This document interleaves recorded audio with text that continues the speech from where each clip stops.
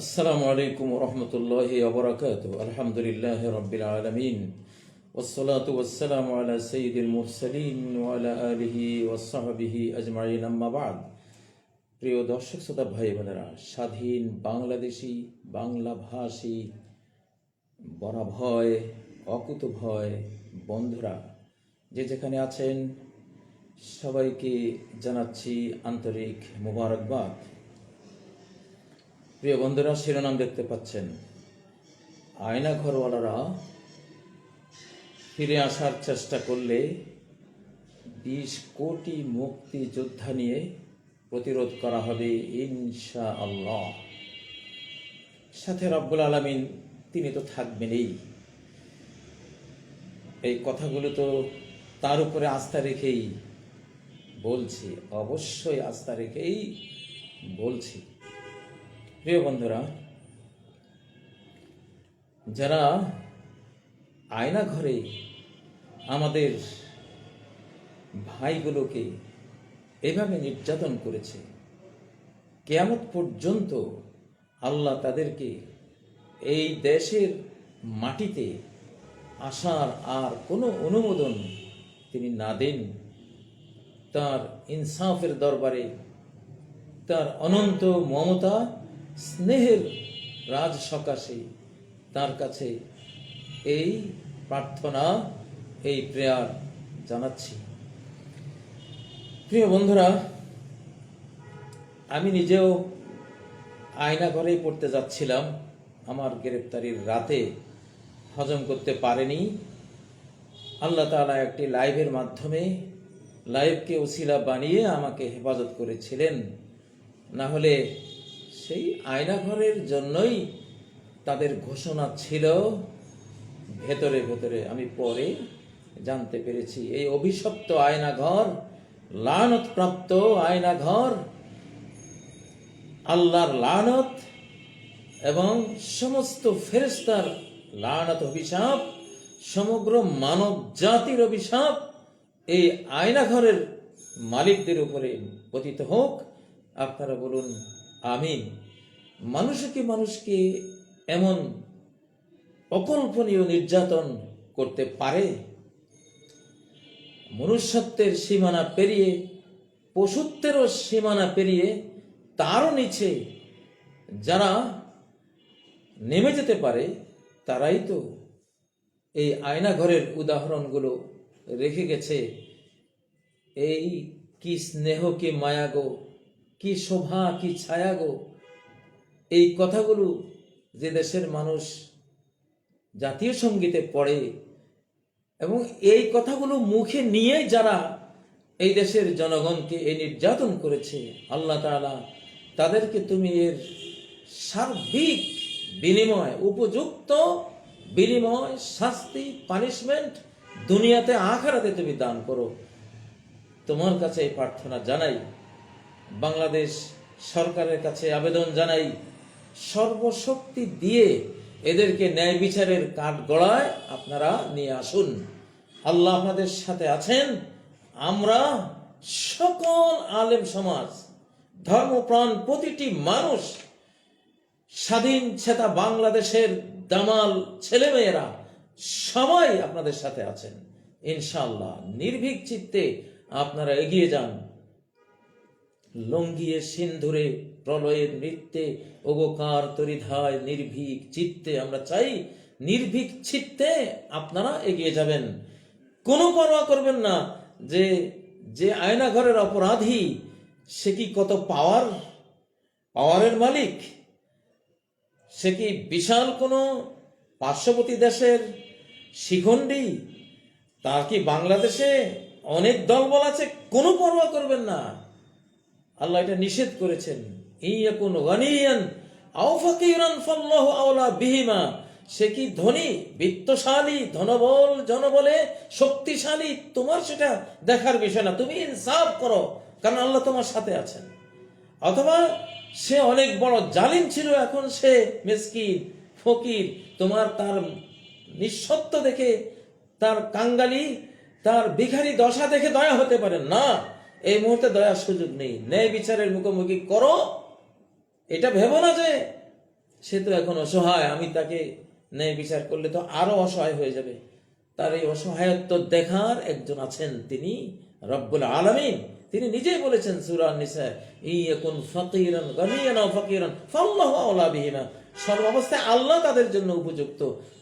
ফকিরকেও তিনি তার উপযুক্ত ব্যবস্থা দিয়ে রক্ষা করতে পারবেন, বিত্তশালীকেও তিনি তার যা লাগে তা দিতে পারবেন। তোমার সেটা চিন্তার বিষয় না, তুমি যেটা ন্যায্য, যেটা হক, যেটা জাস্টিস, সেটা তুমি করো।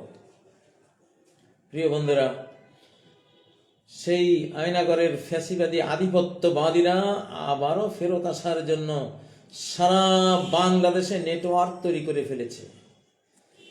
তাদের ফ্যাসিবাদীদের মুখ থেকে কিছু ঘোষণা তো আপনারা শুনেছেন। কারা কারা এখনো ফ্যাসিবাদের দোসর, এই দেশেরই বেতনে তারা চলছে, কিন্তু এখনো ফ্যাসিবাদের সেই চেতনা লালন করে, অন্তরে অন্তরে তাদের সাথে বন্ধুত্ব সাথীত্ব পোষণ করে, তাদের এজেন্ডা বাস্তবায়ন করে। আপনারা অবশ্যই তাদের ব্যাপারে চৌকান্না, সতর্ক থাকবেন। বি কেয়ারফুল বন্ধুরা, সবাই, সরকার, জনগণ, সেনাবাহিনী, আলিম, ওলামা, সবাই। আল্লাহ কি বলেন যে ওরা যদি আবার ফেরত আসে কি করবে? وَجَعَلُوا أَعِزَّةَ أَهْلِهَا أَذِلَّةً وَكَذَلِكَ يَفْعَلُونَ। ওরা আবার যদি আসে, আবারও এই বাংলাদেশের অনারেবল, সম্মানিত দেশপ্রেমিক, বাংলাদেশের উন্নয়ন যারা চায়, স্বাধীনতা যারা চায়, অখণ্ডতা যারা চায়, এই আধিপত্যবাদীরা, ফ্যাসিবাদীরা, খুনিরা যদি ফেরত আসে, আবারও তারা এই সম্মানিত নাগরিকদেরকে সর্বনিকৃষ্ট, অপদস্থ এবং হীনবল করে ফেলবে, তাদেরকে সর্বস্ব হারা করে ফেলবে। وَكَذَلِكَ يَفْعَلُونَ। আধিপত্যবাদীরা তো যুগে যুগে এটাই করে, এটাই করবে। লেজ নাড়াচ্ছে, তাদের কথাবার্তা আমরা বুঝতে পাচ্ছি, তাদের প্রকাশ্য চক্রান্ত আমাদের কাছে ধরা আছে, অন্তরালের চক্রান্ত আমাদের কাছে ধরা আছে, আমরা জানি তারা কি করতে চায়। প্রিয় বন্ধুরা, وَكَذَلِكَ يَفْعَلُونَ, আল্লাহ নিজে বলছেন সূরা আন-নামল 34 নম্বর আয়াত, এইভাবেই করবে।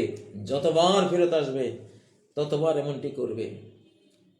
বাংলাদেশের সকল টেলিভিশন, সকল পত্রিকা, সকল ইউটিউবার, ফেসবুক সহ প্রিন্টিং এবং ইলেকট্রনিক মিডিয়ার সকল যোদ্ধারা এক যুগে আয়নাগরওয়ালাদের সকল কুকীর্তি, অপকীর্তি, জুলুম, নির্যাতন, মিথ্যা মামলার যে সাইক্লোন বয়ে দিয়েছিল, এখনো সেই মিথ্যা মামলার সাইক্লোন বয়ে দিচ্ছে নিরীহদের উপরে।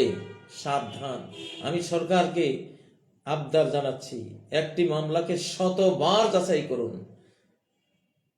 সেই আধিপত্যবাদী ফ্যাসিবাদীরা এখনো কিন্তু বিভিন্ন মিথ্যা মামলার বেসাতি সাজিয়ে আবারও আধিপত্যবাদ, ফ্যাসিবাদ, আয়নাঘরওয়ালাদেরকে ডেকে আনার ষড়যন্ত্রে লিপ্ত রয়েছে। আমরা যখন মামলা দেই তখন ফ্রিজ হয়ে যায়, ঠান্ডা হয়ে যায়, কোনো প্রতিক্রিয়া পাই না।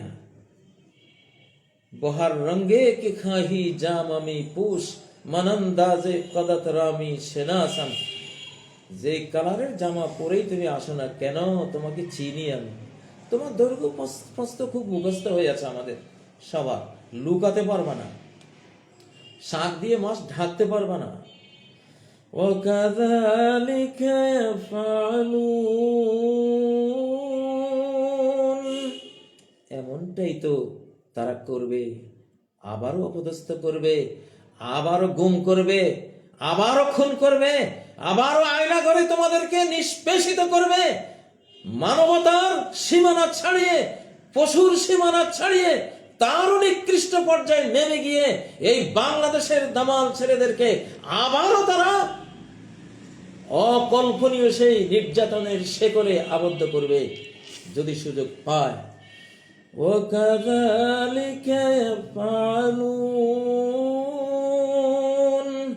আর এরূপেই তো তারা করবে, করতে থাকবে যতবার ফেরত আসে। তবে ইনশাআল্লাহ ফেরত আসবে না, না ইনশাআল্লাহ।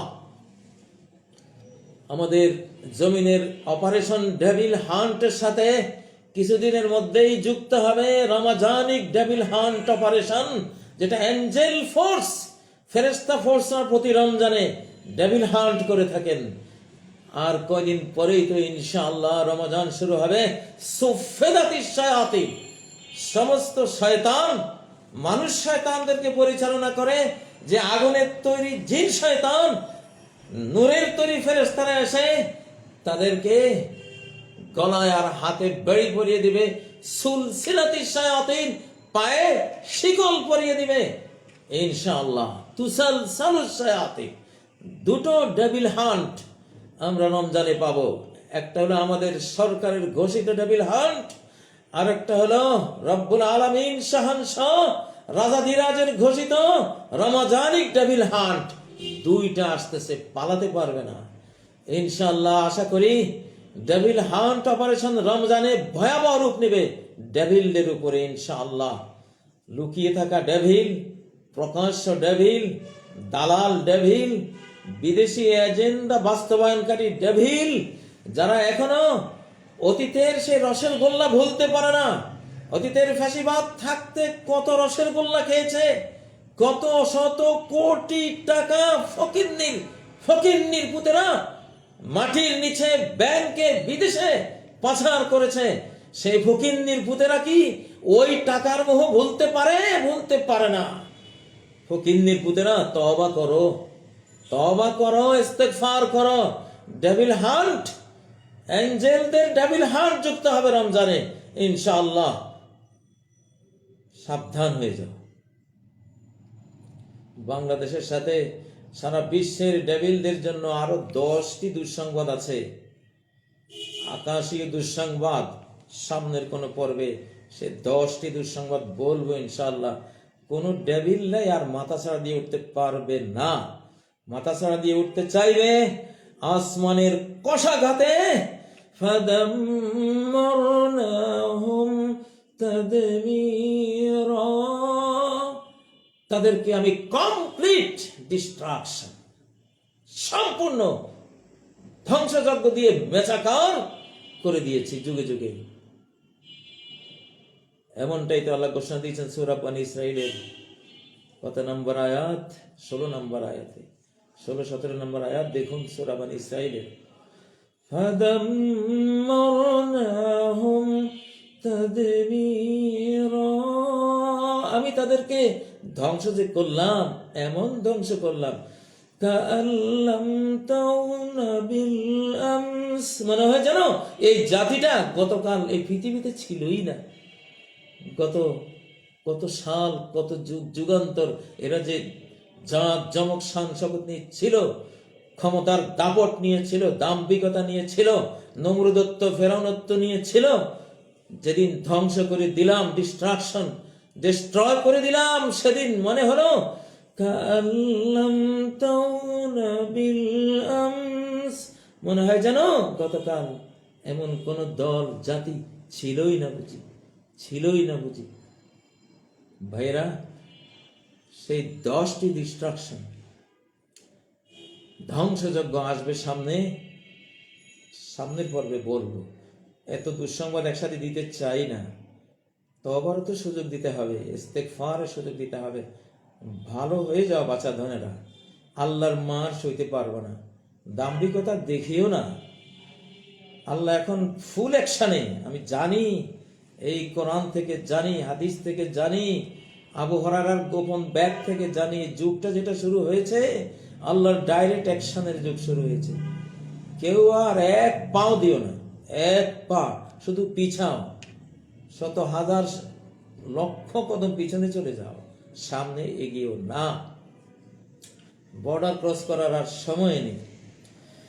ওয়াকাযালিকা ইয়াফআলুন, ফ্যাসিবাদীরা কাম ব্যাক করতে চায়, আধিপত্যবাদীরা কাম ব্যাক করতে চায়। কি করবে? ওই যে আয়না ঘর, ওই যে গুম, ওই যে খুন, ওই যে কোটি মিথ্যা মামলার বেসাতি, ওই যে মান সম্মান নাগরিক মর্যাদা বলতে সবকিছুকে ভুলুণ্ঠিত করে ছাড়বে তোমাদের, খবরদার। এই জন্য আল্লাহ যেমন এই কোরআনে পাকে সমস্ত বড় বড় সূরায় ফেরাউনের নির্যাতনের কথা বলেছেন, নমরুদদেরকে তুলে ধরেছেন, আদ জাতির নির্যাতনের কথা তুলে ধরেছেন, সামুদ জাতির নির্যাতনের কথা তুলে ধরেছেন, শোয়েব জাতির নির্যাতনের কথা তুলে ধরেছেন, মুসা আলাইহিস সালামের জাতির নির্যাতনের কথা, মুহাম্মদ সাল্লাল্লাহু আলাইহি সাল্লামের জাতির নির্যাতনের কথা।